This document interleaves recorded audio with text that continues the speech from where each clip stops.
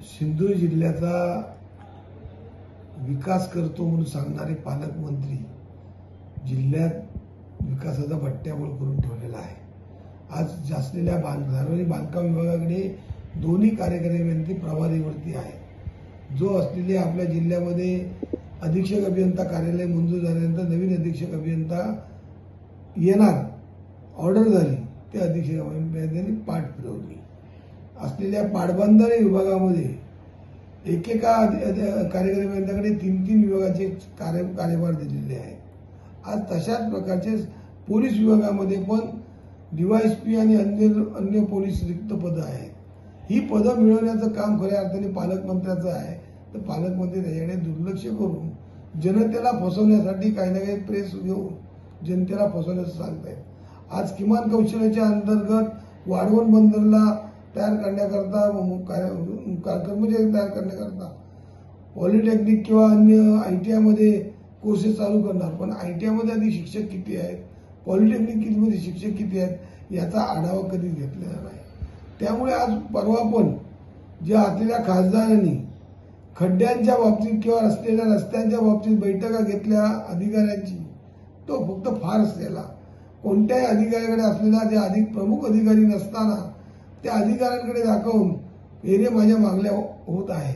त्यामुळे कोणताही विकास खासदारांकडून केला जात नाहीये आणि असलेल्या पालकमंत्र्यांकडून केला जात नाही, कारण हा विकासाच्या बाबतीत शिंदे गटाचे असलेले त्यांचे बंधू त्यांनी सभागृहात बोलून दाखवलेला आहे।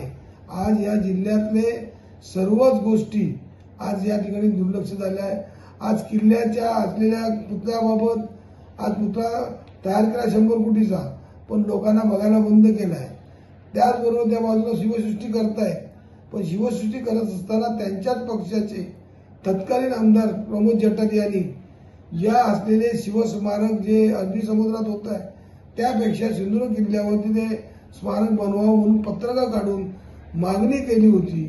त्याचप्रमाणे शिवसृष्टी तिथे करण्यापेक्षा सिंधुदुर्ग किल्ल्याची जो युनेस्को मध्ये सिंधुदुर्ग किल्ला आता आलेला आहे त्या किल्ल्याची डागडुजी करावी, किल्ला व्यवस्थित करावा, त्याची सुशोभीकरण करावं आणि त्याच्याकडे असलेलं आकर्षण निर्माण करावं, तरच खऱ्या अर्थाने शिवाजी महाराजांनी बांधलेला किल्ला आणि शिवाजी महाराजांचे असलेले ठसे त्या किल्ल्याचं जतन केल्यानंतर ती शिवसृष्टी उभी राहील, त्याला खऱ्या अर्थाने महत्व येईल।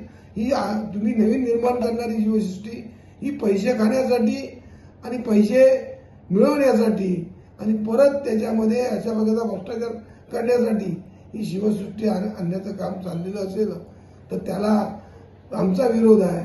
पण त्यापेक्षा त्यांनी किल्ल्यावरती सिंधुदुर्ग किल्ला जो आज पर्यटक जास्त येतात त्यांच्यासाठी काहीतरी करावं। यापेक्षा पालकमंत्री आणि खासदार हे निवडून जरी दिले असले तर जिल्ह्याच्या जनतेला प्रत्येक वर्षाप्रमाणे याही वर्षी गणपती खड्ड्यातूनच आणावे लागतील अशी परिस्थिती आज निर्माण झालेली आहे।